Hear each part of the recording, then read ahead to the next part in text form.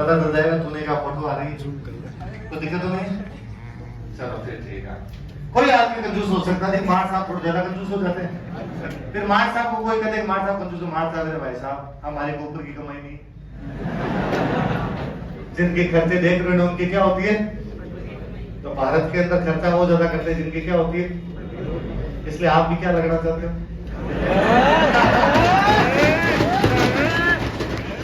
छोटा है अंदर ही अंदर है ना।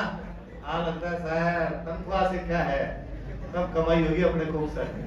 मतलब मैं कोई फर्स्ट ईयर में पढ़ता था बीकानेर में, तो सब इंस्पेक्टर की एक वैकेंसी आई, तो मेरे एक सीनियर भैया वहां करते, वो पास में रहा करते, तो भैया नहीं पास में रूम में भैया रहते कोई, वो तैयारी है, तो वो क्या डेली शाम को पढ़ते अपना, दिन में पढ़ लेते, शाम को मेरे पास आते। मेरी जो जीके वगैरह शुरू से ठीक थी, इधर उधर का ज्ञान थोड़ा मैं भाषण जाता ही रहता था कभी ना कभी कोई, तो मेरे पास आते मेरे को आते आज मैंने दिन में ये पढ़ा मेरे से सुन ले। जैसे मान लो संत पढ़ के आगे मैं रजिस्टर देते, मुझे तो आते नहीं देते सब भाई, नाम सुने बाकी मेरे को कैसे आएंगे, साइंस का स्टूडेंट था मैं तो वैसे, पर रजिस्टर ला के देते तो वो मैं पूछ लेता, पहले बताओ दशनाथ जी का जन्म कहाँ हुआ था, जाम्बू जी ने कितने नियम बताए थे। अब मैं मेरे को मजे इसमें आते हैं, भैया को फंसा लेता, तो आप लोग मुझसे मजे आते हैं, मेरे समाज उदाहरण को आया नहीं वो भैया तैयारी नहीं है, पढ़ लो ढंग से। भैया कहते हाँ यार पढ़ना पड़ेगा। अब एक दिन भैया मेरे पास है, मैंने 45 मिनट तक भैया से खूब सारे सवाल पूछे, इधर उधर के जितने पूछो, साइंस के, हिंदी के, हिस्ट्री के, ज्योग्राफी के, सबके पूछे, लेकिन भैया फंसे नहीं, भैया को सारे सवाल आ गए। लास्ट में मैंने सरेंडर किया, भैया आज तो आपको सारे सवाल ही आ गए। भैया ने कहा भैया फिर तो आप थानेदार पक्के लग जाओगे। भैया ने कहा इस बार आपने पक्के थानेदार, और मैं थानेदार लग जाऊं उसके बाद तू है ना पापा से रुपए मत दूंगा ना तेरा खर्चा तेरा हो जाएगा। मैंने कहा भैया इससे कितनी तनख्वाह आ गया,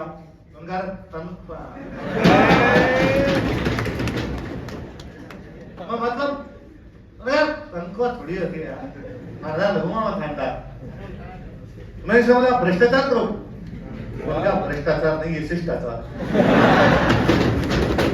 आपने 12th नहीं पास करके स्कूल टाइम में आप निकलते हो तो आप में देश के लिए जज्बा ज्यादा होता है। मैं एनडीए की तैयारी और करता था तो मेरे में और जज्बा शानदार। मैंने भ्रष्टाचार का पूरा लेख याद किया था 12th में, वो 12th में तो आया नहीं था, भाई साहब ने अप्लाई किया, मैंने ये तरीका गलत है। और आप जैसे लोग देश को अंदर अंदर खोखला करते, दिमाग की तरह खा गए हमारे देश को। हमारे देश को पाकिस्तान चाइना से खतरा नहीं, आप जैसे लोगों से खतरा। समाज का नैतिक पतन होता जा रहा है। इधर भैया डालो रिश्वत नहीं लेनी चाहिए, भैया फाइनली उठते कहा मेरे सिर पे हाथ फेरा, का राजवीर तू अभी टाबर है, तू अभी नहीं जानता कि लैक्मे की नेल पॉलिश 55 रुपए की आती है।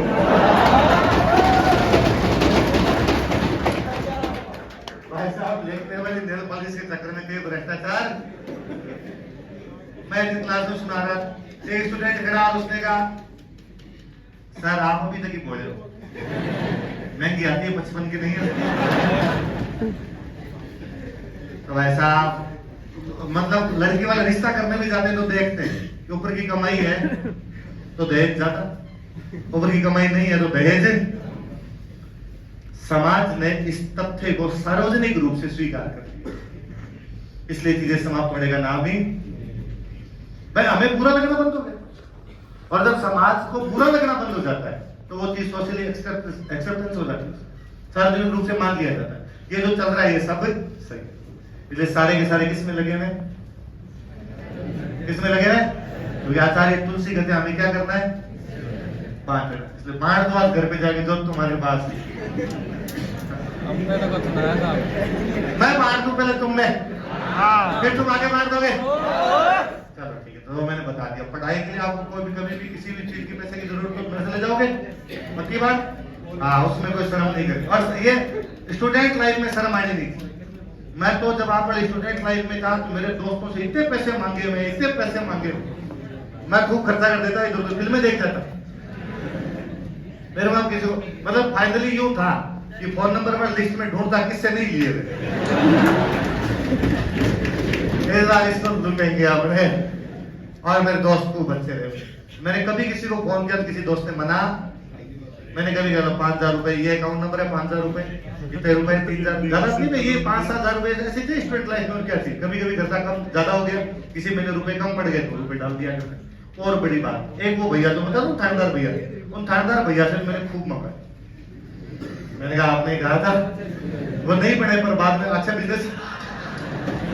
बिजनेस वगैरह करने लगे, वो भैया बिजनेस वगैरह करने लगे तो उन भैया से मेरे को 2-2.5-3 लाख रुपए मंगवाए।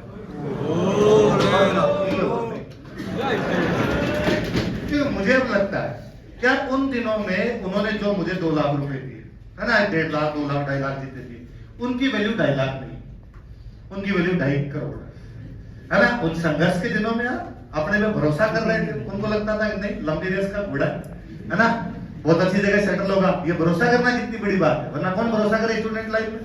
आसपास वाले भरोसा नहीं करते, घर वालों को भरोसा नहीं, उस समय उन भैया पे विश्वास किया। मैं भैया कभी 2.5 करोड़ ही थे, भैया ने मांगी अपन ने। इसलिए आपके हमेशा दोस्त अच्छे होने चाहिए। मुझे बड़ा अजीब लगता है कई बार कोई स्टूडेंट आके कहता है इधर फीस कम की जाए, बोले ना कोई बात नहीं, कोचिंग करती भी कि भाई जिन बच्चों की हालत इस प्रकार की होती है कोचिंग ध्यान भी रखती है, उनका घर भी देखती है।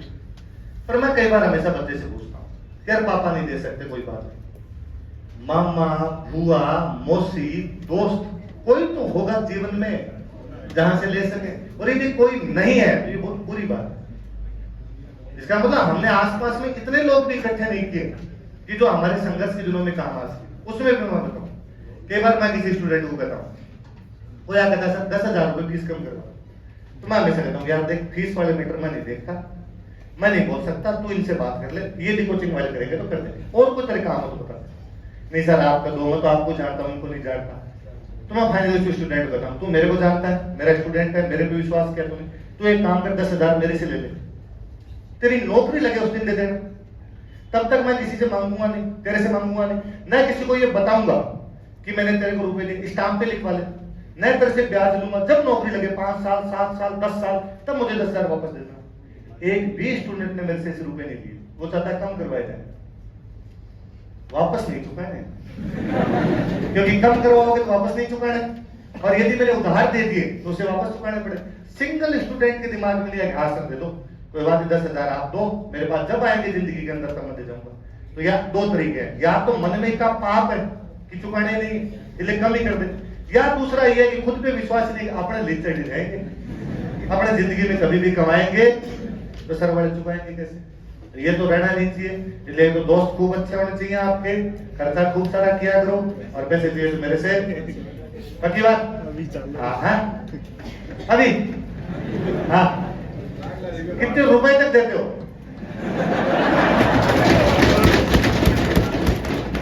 स्टूडेंट लाइफ में कितने चाहिए हो सकते हैं भाई? महीने का खर्चा होता है अपना 10,000 होता होगा भाई। मैं पढ़ता था तब तो 5,000 रुपए होते थे हमारे, तो 10 भी नहीं होते भाई। आज के 10-12 साल पहले की बात, 5 छोड़ो, मुझे याद है शुरुआत में आए थे तो 3,000 रुपए में खर्चा चल जाता, 1,000-1,500 रूम का किराया होता है, 1,000-1,500 रुपए खाने पीने की लग जाया करती, इतना सही हुआ करता। आपके मान लो महंगाई बढ़ गई, कितना हो गया 10,000, तो होता क्या कई बार जैसे हमारे टाइम मान लो 5,000 था, तो होता ये था कि कई बार 7 चला जाता, सैटरडे आ गया बीच में ज्यादा है ना, मौसम ठंडा आ गया है ना, कई बार कोल्ड ड्रिंक ज्यादा पी लिया आपने, ऐसा कुछ भी हो गया, खर्चा ज्यादा हो गया, 2,000 रुपए एक्स्ट्रा लग गए, 3,000 रुपए एक्स्ट्रा लग गए, यही तो लगता है। तेरे क्या लगता है कि तेरे खर्चा तो होता है महीने का 10,000 और तू मेरे कहेगा 1 लाख ज्यादा लगे इस वक्त। इंटर लाइफ ये था 5,000, या कई बार ये होता, कई बार जैसे मेरे साथ कि बुक लेने गया, मेरे किताबें पढ़ने का खूब शौक था, तो बुक लेने गया, भैया का ये बुक दे दो, ये दे दो, ये दे दो।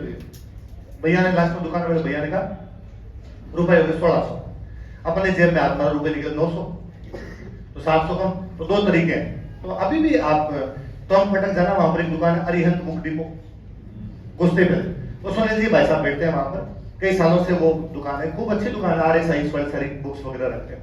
तो पहले तब तक आपने नोट्स सब नहीं था, नोट्स सब तो बाद में मिला, तो हम वहां से लेके आते, तो मैं उनके पास जाता भाई ये, तो मैं उनको कहता भैया रुपए तो मेरे पास 900 ही है, तो ज्यादा हो गए 1,600, आप एक काम करो निकाल दो आपकी किताब, 700 रुपए कम कर दो, 900 की दे दो। तो उन्होंने मुझे एक दिन कहा कि यार तुम आता रेगुलर आता है, 700 रुपए अगली बार दे देना। ये तो आपको मेरे पे भरोसा होना चाहिए, आपको ये नहीं लगना चाहिए मैं 700 खा जाऊंगा, तो नहीं ले जा, अपने लिए आए तो अपने चस्का लगा, यार ये वाला मामला ठीक है। अगली बार गए तो अपने 700 रुपए दे दिए उनके, और अगली बार और किताबें ले ली, पूरे हुए तो ठीक, नहीं हुए तो ठीक। फिर तो इतना कॉन्फिडेंस हो गया, कई बार जेब में कुछ भी नहीं होता तो भी मैं जाके खड़ा हो जाता, ये किताबें दे दो अगली बार दे जाऊंगा। और उन्होंने मेरे को हमेशा कॉन्फिडेंस भी दिखाया और मैं अगली बार दे के भी चला जाता। इसका मतलब यदि आपकी नीयत सही होती है तो कोई थर्ड पर्सन विश्वास कर जाता है ना उनको। तो मैंने एक बार क्लास में बोल दिया किसी ने कि भाई वो जो भैया है वो ऐसे, आप यदि वास्तव में रेगुलर उनके पास जाते हो तो मुझे देते थे, आपको भी दे देंगे। तो आप तो यदि उनको बात है मेरे बच्चों का कि किताबों के लिए कभी किसी को पैसे चाहिए ना मेरे से ले लेना। फिर कई बार क्या होता है, तुम किताबें लेने गए, अब मेरे पास पहले ये तो नहीं कि पहले मेरे पास आओगे किताबें लेने जाओगे, लेने गए वहां पे कम पड़ गए, तुम मेरे से कैसे लोगे पैसे। तो एक काम करना, उन भैया को लिखवा देना तुम्हारे नाम से कि मैं स्प्रिंग बोर्ड में पढ़ता हूँ, ये इतने रुपए लिख लो और अगली बात देते रहना। और तुम्हारे पास नहीं है तो मेरे नाम से लिखवाया, मैं दे दूंगा अपने पास। एक दो बार ऐसा हुआ कि कोई बच्चे गए, उन्होंने मेरा नाम लिया, उन भैया ने दे दिए, वो बच्चे वापस दे के आ गए। एक दिन कोई एक गया, वो अपना स्टूडेंट नहीं, उसने बात सुन रखी कि वहां पे राजेंद्र सर का खाता चलता है। वो गया जाकर ये किताब लो, ये दे लो, ये दे लो, ये दे लो, 6-7 का लगवाया और फिर कहा राजू सर के नाम लिख लो। तुम भैया को डाउट, दुकानदार होता है ना, वो पहचान जाता है कौन स्टूडेंट है कौन नहीं है। स्टूडेंट होता है वो होता है रेस्पेक्ट से बात करता है, आपके पास रुपए नहीं है तो बहुत पोलाइटली ये बात करता है। उसने वो कहा वो ये दे दी, राजू सर के नाम लिख लो। तो उन्होंने पूछ लिया तुम्हारा नाम क्या, कौन से बेंच में लिखवा दो। तो उसने कहा जरा बात आ रही है, जब सर का काम है कि मेरे नाम से लिखवाना, तू पूछेगा कि कौन से बेंच के और कौन से बेंच के नहीं। उसने कहा तेरे सर को क्या देना नहीं दिया। और क्या दुकानदार यही तो करे, मुझे फोन किया कि आपने किसी को भेजा तो नहीं, पर हो सकता है कोई बच्चा सीधा ही चला गया हो सकता है मुझे फोन किया, मैं क्लास में रहता हूँ, फोन नहीं उठा पाया हूँ, ये भी हो सकता है। नहीं यार, ऐसे ऐसे एक बच्चा है वो बदतमीजी करके चला गया यार, फिर अपना स्टूडेंट। तो फिर उन्होंने दुकानदार काम तो बेच रहा है, उन्होंने मना किया कि ना, आप मुझे फोन कर दिया करें या बच्चे कर दिया करें, मेरे से बात करवा दे, फिर आप कहोगे तो मैं उसको 1 लाख की किताबें दे दूंगा। ऐसे नहीं, आपके नाम से मेरे से कोई बदतमीजी करके क्यों जाए। मेरी बात तो सही, अगला बैठे बैठे गाड़ दूं भाई, सुबह से शाम तक अपने दुकानदारी कर रहा है, अपने जाके दोस्त बना के आगे उसको फालतू के अंदर। तो ऐसे कर जाते हैं लोग, तब आत्मविश्वास टूटता है। बाकी आपको पढ़ने के लिए कोई कभी मना नहीं करे, मैं नहीं, दूसरा भी किसी आदमी से आप कहोगे कि पढ़ाई के लिए पैसे की आवश्यकता है, कोई भी आदमी मना नहीं करेगा। तो पैसे खूब सारे लगाने हैं, अर्जन पे नहीं, किस पे बल देना है। और यूं WTP GT घूम के आया करो मोर, और यूं महंगे महंगे कपड़े, महंगे महंगे जूते देख के आया करो, लिए दीजिए देखो। ये विंडो वॉचिंग मेरी इतनी की हुई है जिसका हद नहीं। हर सैटरडे को मैं और मेरे रूममेट थे, वो जाते ढंके से ढंके शोरूम के अंदर घुसते, वो जाएगा भाई साहब 30-32 की तब 30-28 की ऐसी जींस आती थी, मरे मरे से होते थे, तो वो जींस दिखाता, वो जींस लेके आता, खुद ही उसको पहन के यूं कर, फिटिंग अच्छी नहीं है, कभी नहीं ली, लेते कहां से पकड़, अगली बार किसी दूसरी दुकान में, उस दुकान में 6 महीने नहीं जाते, इतने भूल भाल जाता हूँ क्या। हर सैटरडे चल जाते तो 50 जगह लिखते हर बार जींस पहन के चले जाते। अपने अच्छा 1 महीने बाद वापस जाते, भाई साहब नया स्टॉक आया क्या। वो कहता भाई साहब सेल चल रहा है, सेल नहीं प्रेस दिखा, इससे कम वाले पैसे नहीं लेते हम, टंके वाले दिखा दे। पर उन दिनों में रुपए नहीं थे पर टाइम था। क्या था, अब रुपए हैं लेकिन टाइम, पर अपने देखे ना कपड़े उस टाइम जाते लेते वैसा, ये दे दे ये दे दे। तो क्या करनी है, विंडो वॉचिंग, क्या करनी है, जाके देख के आना, केवल लेने नहीं, बल्ले के दुकान से ले तो सकते भी नहीं, लेने के तो रुपए और चाहिए, बाद रुपए आएंगे उस दिन जाकर, आज टाइम नहीं, ये पकड़ रुपए, पैसे के लगा दूं तेरी